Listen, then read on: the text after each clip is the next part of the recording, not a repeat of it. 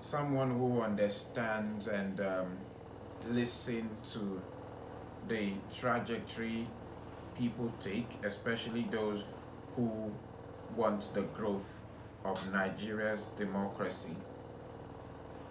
And if there's anything to bother about, is the fact that the possibilities of working with appropriate democratic tenets, as it's seen in advanced world and those who have been practicing it for some time, and even those who just started, the possibilities of working with the same in Nigeria tends to become slim by the day, to such extent where it is streamed by certain individuals, and you tend to ask yourself whether we are getting it right at all. Because a body such as the Independent National Electoral Commission was appropriately established. Of course, from the years it had to change its names, but it was established to basically oversee the conduct of election in fairness, transparency, and in equity. However, in recent memory and often, it looks as if INEC as a body, with the monies doled out into that same institution for the conduct of election, they don't get to be enough.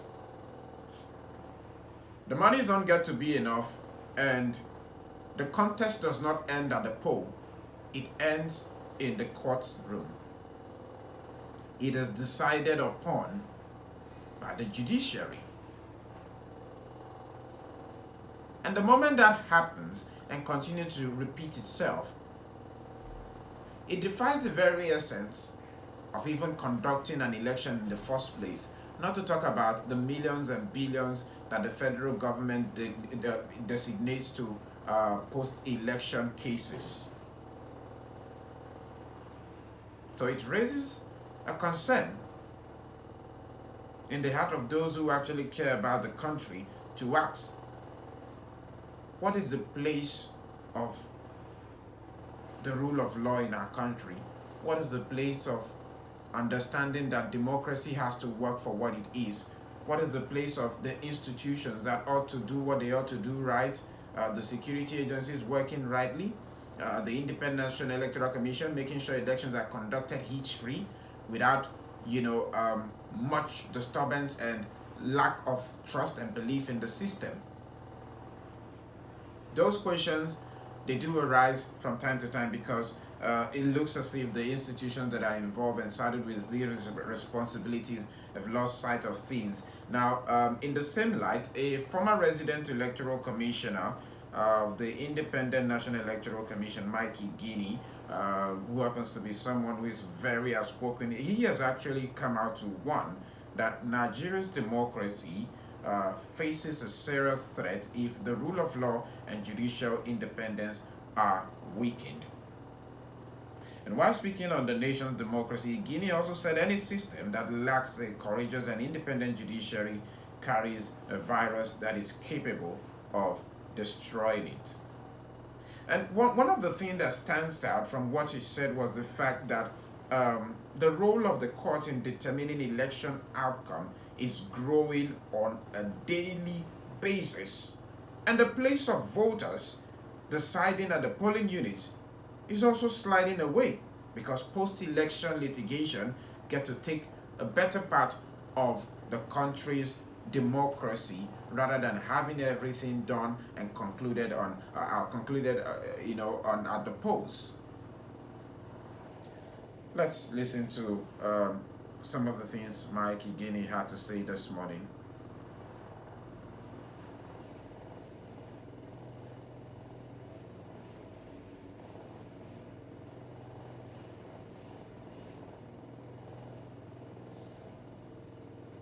The bullets that usually kills an elephant is not as big as an elephant.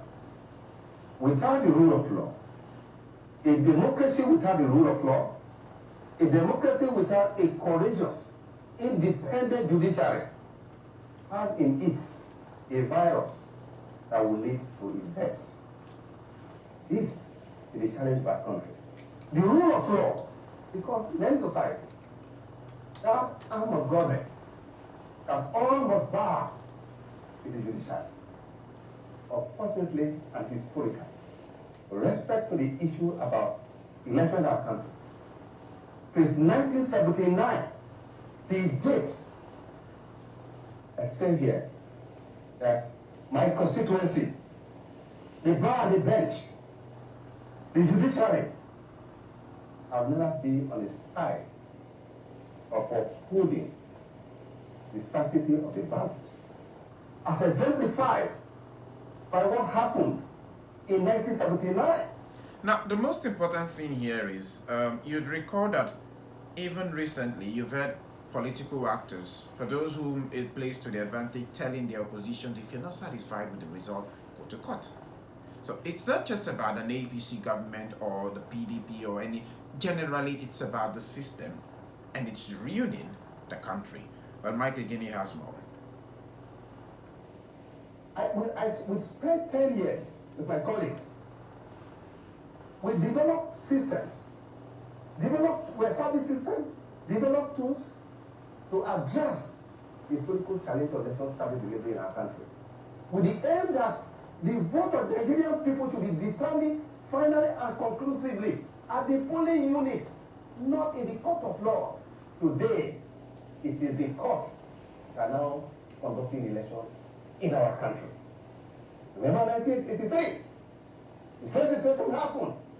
Because, let me say this here, and I want to beg my colleagues, members of the bar and the bench, that our profession, the noble profession, is not just an occupation to make a living. We have a special role to play in the life of society. And that is why, when there are disputes between citizens and government, people come to us because they trust us. And that is why the judiciary is in a very private position in the affairs of our country. Regrettably, apart from flashes of cases that the judiciary seem to have done well, majority of cases have only been to uphold rigged elections now. Can I give you an example? 1983, it was landslide. And what happened? Because of that, where Paolo, our lineage, a man who used education to put a spark of possibility in the eyes of all of us who were once in the Western region before being Midwest, Bender, and now Delta State.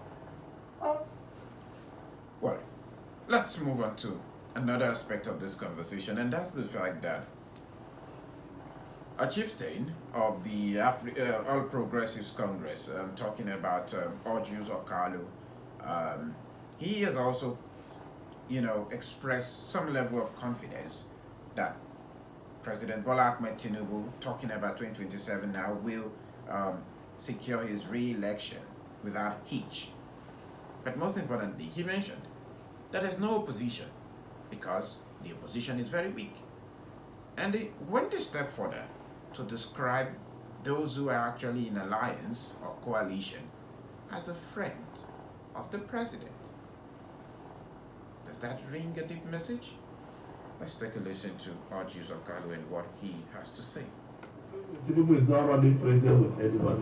The opposition is very weak. Very, very, very weak. And all of them in the opposition are our friends. They are my friends. They are President Tinubu's friends. Let's leave politics alone. We are all friends. Let's tell ourselves the truth.